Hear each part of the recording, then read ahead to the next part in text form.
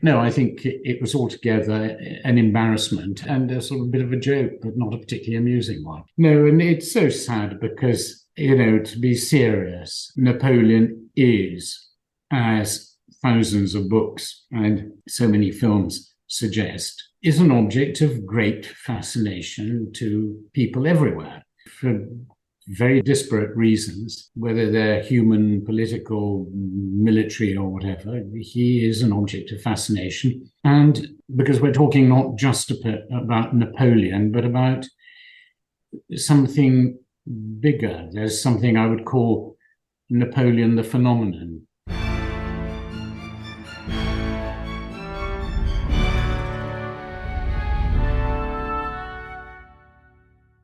Hello, and a bonus pod for you, a chat with the acclaimed historian of Napoleon, Adam Zamoyski. He's the author of 1812, Napoleon's Fatal March on Moscow, and Napoleon, the Man Behind the Myth, as well as Rights of Peace, The Fall of Napoleon and the Congress of Vienna. We're talking the new Ridley Scott film, why it's a missed opportunity, as well as the reaction. We talk other Napoleon movies and why France has a strange relationship with the extraordinary phenomenon that is Napoleon. Please do share. I've got plenty more great history coming in 2024. Coming up, it's Simon Turney talking the Gothic Wars. And this Saturday, it's Great British Commanders and Douglas Haig. Until then, I'm going to hand you over to me talking with Adam Zamoyski.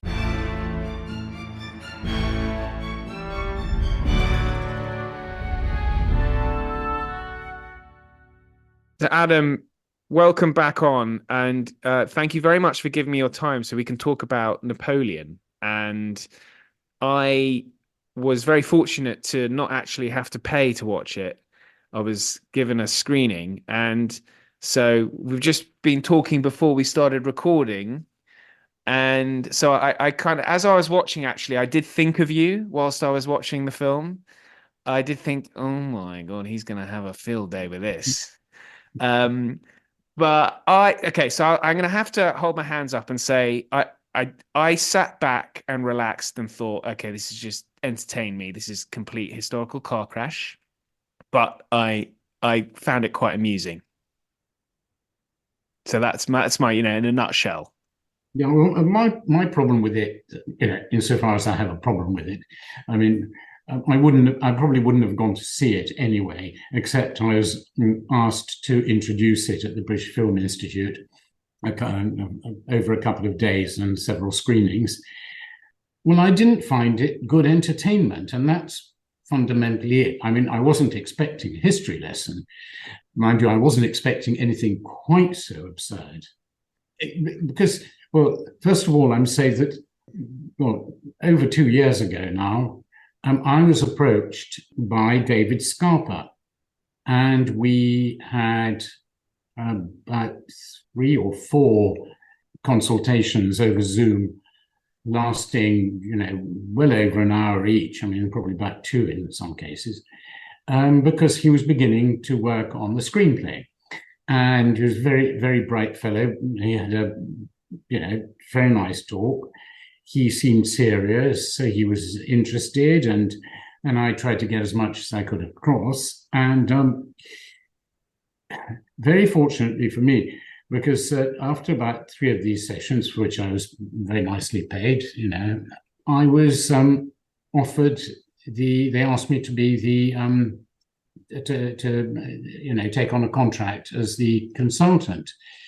And luckily I had other things to be getting on with at the time. And I sort of felt I didn't want to get involved any further, because I assumed that if you're the consultant, you have to be around while they're filming, or at least, sit around with people. And there's nothing I hate more is even when people are doing short documentaries and, the minute a camera is involved and, people become very tiresome. Anyway, so I declined that, and I suggested they ask Andrew Roberts. I only discovered subsequently that they didn't ask him, but they went to Michael Brewers. Well, I had a narrow escape there, because, I mean, it really is, from the historical point of view, more than absurd. and just, it's not a question of inaccuracies. It's a pile of rubbish, which is fine. There's nothing wrong with making a film. There are some great films. There's a lovely film which I watched again, which I have a DVD of, made in the 1950s from a novel called Désirée, which is about Napoleon's first love. It was Désirée Clary, who then married Bernadotte and became Queen of Sweden. And the novel and the film, which follows it, play fairly fast and loose with history. And it doesn't matter, because it's a fantastic film. It's a terrific love story, because you've got the lovely young Gene Simmons, and you've got Marlon Brando playing Napoleon, and he's absolutely fantastic. He really worked at it visually. My wife, who's a painter, just said, it's extraordinary. Every time he makes a gesture, I see one of those David portraits of him. And he really made a very good Napoleon. It's terrific entertainment. One almost had a tear in one's eye at the end, and that would be fine.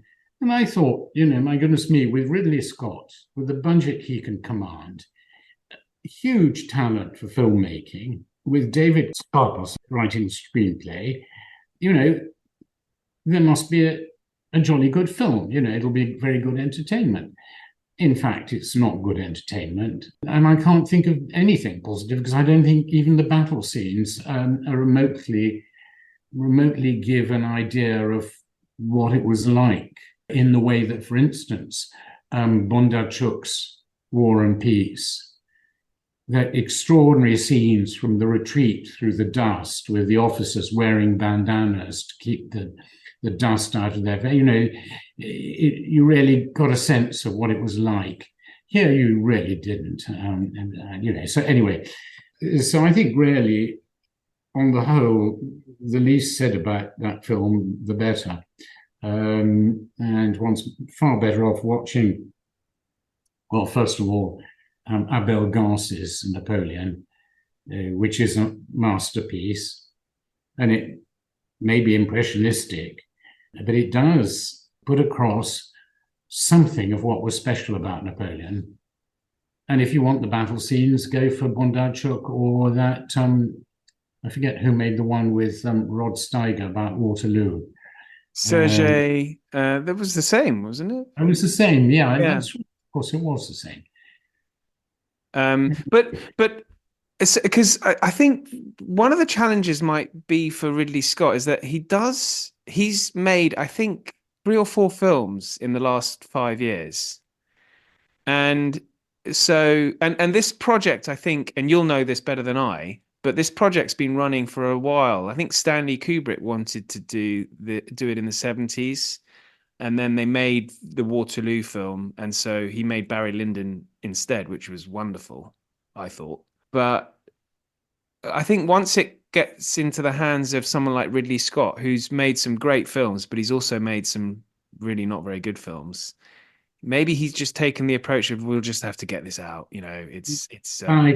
I agree. I think probably what happened was that halfway through writing the script or making the movie, even, they, as it were, changed horses. And from making a film about Napoleon, they made a film about a love affair with Josephine. And that didn't work, first of all, because if you don't have a firm idea of what you're going to make at the beginning, and you do start changing course, it doesn't work. And secondly, there was absolutely zilch chemistry between the actors playing Napoleon and Josephine, and it was neither romantic nor sexy, nor you couldn't really understand. There just wasn't. It wasn't credible as an affair. No, I agree. I think that the other thing is that, well, he's getting old, as are we all, and I think the trouble is that with filmmakers who have won huge acclaim, as he has, an element of megalomania does come in, and a sense that I can't do wrong. And I think the poor fellow really lost his way and made a mess of things, and very, very sad, because a great opportunity was missed. With that budget, they could have got some really good actors, some interesting actors. None of them looked the part. I mean, Robespierre just looked like a fat old fuddy-duddy. There was you didn't feel any of the sense of fear or terror about him. Barras, who was, a dissolute, old corrupt man, it was played by somebody who was young and cute. Everybody was wrong, really, and there was Talleyrand gave off no sense of perfidy or cunning or anything at all. No, it was, and as for Alexander the First, he just looked like a sort of a silly little boy. I mean, he was a silly little boy, but he was a little bit older than that. He didn't look quite as silly as that. So anyway, there we go. That's And what about the portrayal of Wellington, which I thought was parody? I mean, you can think a lot of things about Wellington. I don't particularly admire him as a figure. I think he's greatly overrated. But one thing you cannot deny, he was a bloody good-looking man.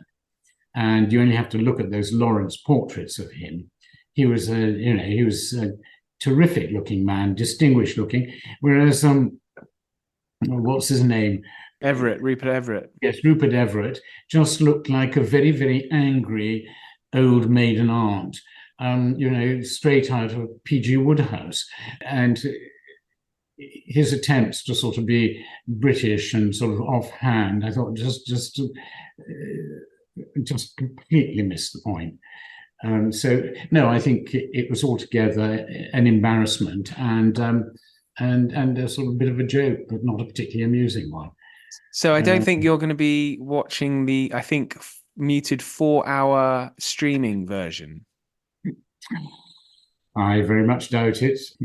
You never know if I'm paid to enough, I might.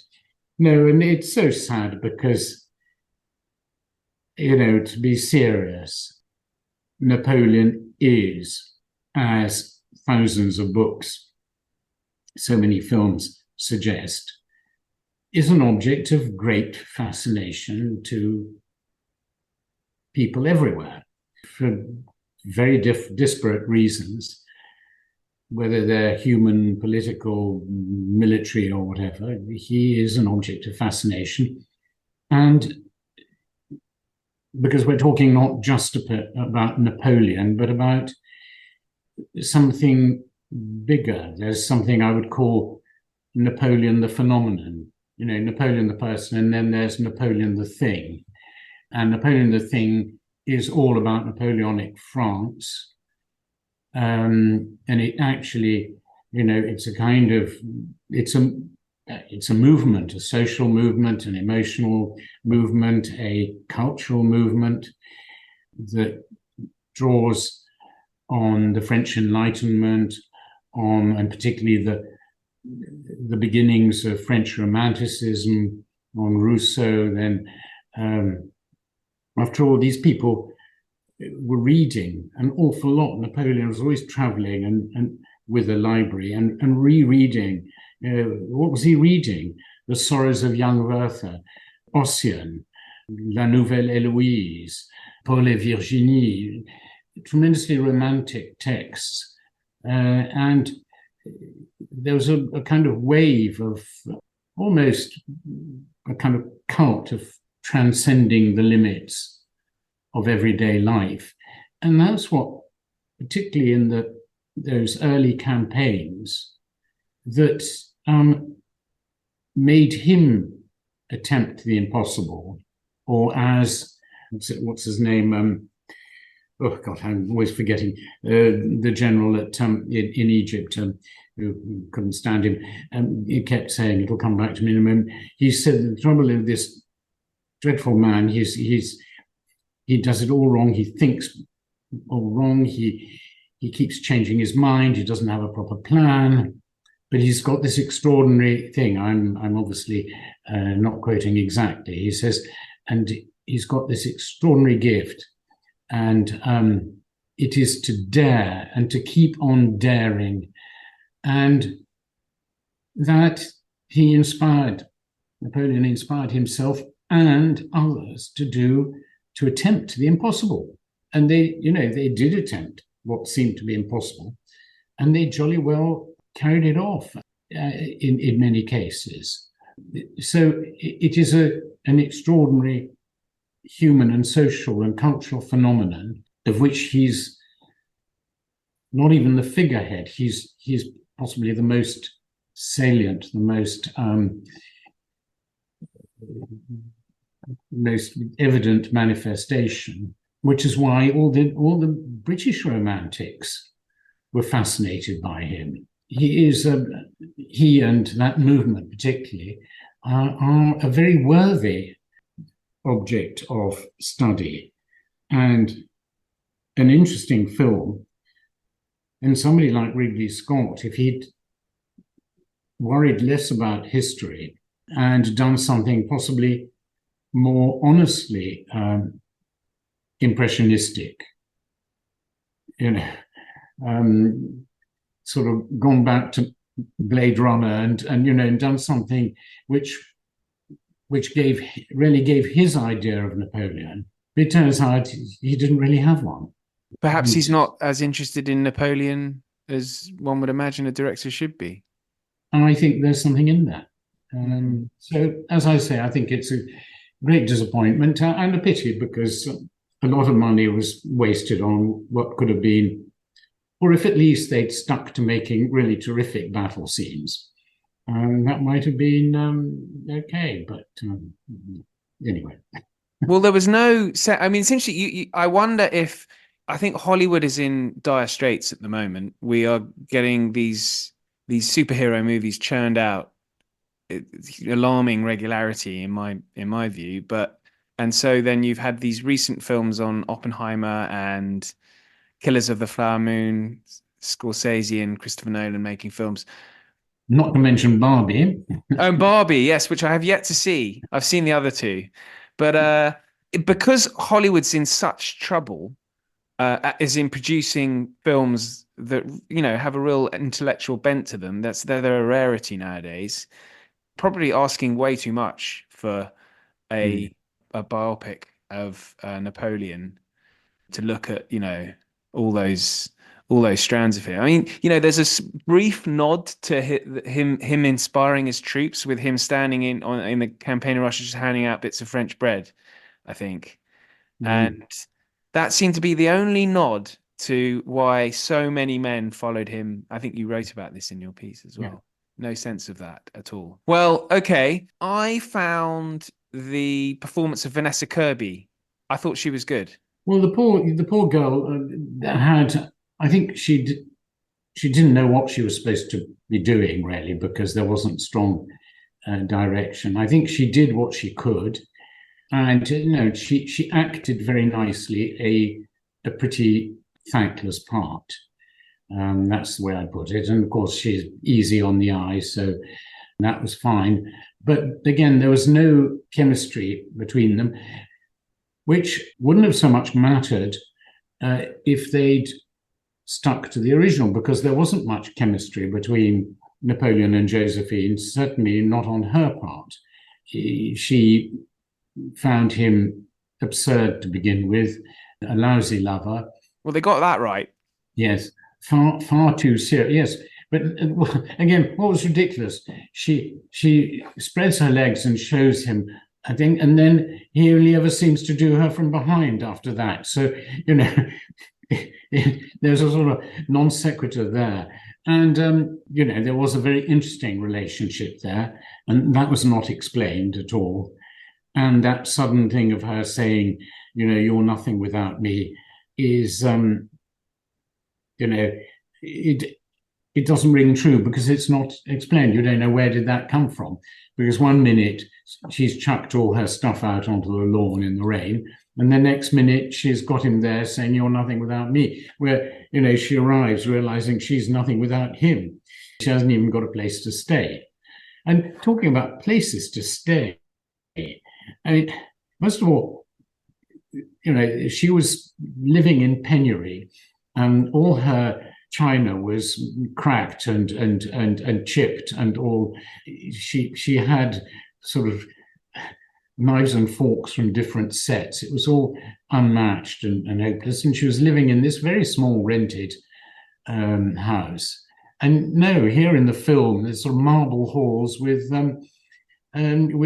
flunkies in powdered wigs and white stockings, And also, what gets me is, why did they have to film all the interiors in England, in evidently English country houses, rather than in France? And he goes to Malmaison. Well, Malmaison is there for all to see. They could have rode up in front of that. Whereas these absurd English sets, which didn't suit the thing, were another sort of an annoying thing, I thought. Because and it was very interesting because, as I said, I had to speak before these screenings at the BFI, and then afterwards, in the intervals between one screening and another, my publishers had very nicely arranged for me to be signing and selling books. And I was amazed at how much we sold. And people were coming up, not just to buy books, but to talk about the film. And it was fascinating because there are people of all ages, all nationalities, all colours, and they were all disappointed. They all said, well, what do you think about it, sort of thing. And then, they'd say, well, I quite like that battle scene, or, I like the uniforms, or it was really sad. And then to compound it, I was, a few days later, introducing the screening of Abel Gance's thing at the BFI again. Actually, I was supposed to introduce it, but I was late, so I didn't. But I was still there and for people to talk to. And there it was extraordinary because, again, people of all ages, all nationalities, every continent, colour, race imaginable. And they were coming out saying, wow. And, and they were so interested and they were so excited by it. And the contrast was quite something. So that's disappointing because one of the things that I was hoping for in this film is that if people did enjoy it and it piqued their interest in Napoleon, then they'll want to learn more, and so of course they'll go and buy your books. But it doesn't sound like the film has seduced them into doing that. No, I think a lot of them did buy my book, saying mainly I think to find out what it was all about anyway. But yes, I don't think it's going to start a great new interest in or debate about Napoleon, which is a pity. And in a sense, I mean, what I would have welcomed was, I gather that all the French just regarded it as, they see anything that's done about France by a foreigner as anti-French. And it wasn't anti-French. It was anti-Napoleon. Well, it wasn't even anti-Napoleon. It just made him look pretty silly. But it wasn't anti-French. Whereas British historians, some of them thought it was marvellous, and most thought it was rubbish. And it would have been rather fun if one could have organised a sort of debate between half a dozen historians from either side of the channel to really talk about Napoleon and not necessarily about the film, but about Napoleon himself and why one should make a decent film about him. But I think everybody just just jumps back into their own trench and snipes away at the other side. Yeah, that is a pity actually, because I would definitely enjoy a discussion like that. Well, I think I found it a little bit more entertaining than you did, but that might have been because I was asked to go and watch it, so it makes it easier that way. Yes, I mean, yes, I did not find it entertaining, I have to say. Yeah. I mean, I didn't Well, I couldn't walk out of it really there, but and I wouldn't have walked out of it even if I'd gone out to because partly because I was interested to see where it was going to go, and I have to say, where it went was absolutely extraordinary. And that very last picture of Napoleon keeling over like a sort of rag doll was almost slapstick, actually. That's why I think Scott was trying to make a comedy. I think he genuinely meant it to look slapstick. So many parts of it, which I find adds to the confusing aspect of the film. Well, part of it were clearly he was trying to sort of impress what a sort of powerful man this was, and there was Joaquin Phoenix putting on that somber look, showing his power and all that. And on the other hand, it was a farce. I mean, it would be quite funny to do a kind of 1066 and all that film, the whole thing, and go the whole hog. I think it's a complete mess. Yeah. So anyway, that's sort of just very sad. Well, hopefully the French, because French cinema is, it's got a great tradition. I don't know why they couldn't have a crack at making a serious film about Napoleon. I think that it's rather complicated. The French are rather embarrassed about Napoleon at the moment. There are still those for whom he is a kind of rallying point at a moment when France doesn't feel so great anymore. And, the fact is Napoleon was great, that's what they cling to. And obviously there's also a huge constituency of people who are fascinated by the military aspects.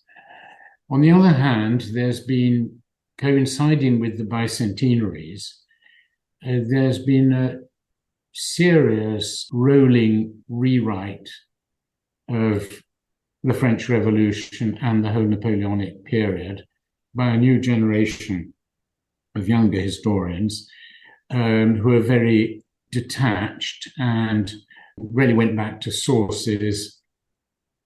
And I found them very refreshing and helpful when I was writing my book. Unfortunately, I finished before they finished their bicentenary work, as it were. But and also they reissued the whole correspondence, unbowdlerized, which was just very good. So there's been some serious historical work, very honest, but there's still a sort of defensiveness among many French people, whereas I think it's probably generational. But a lot of people, I think, are slightly embarrassed by him because, he's not politically correct. And then there's the other thing, which I think younger people, more and more, because so many of them, such a large percentage of the French population are born abroad or are born of parents who are born abroad, who actually don't know much about him and don't much care. I suspect that in this country, if you were to ask in schools, what they thought of Wellington or Nelson, you'd get a very the similar sort of thing. So, but undoubtedly there's a thing, and this has been going on for a long time, that they don't like foreigners, particularly Anglo-Saxon authors, writing French history.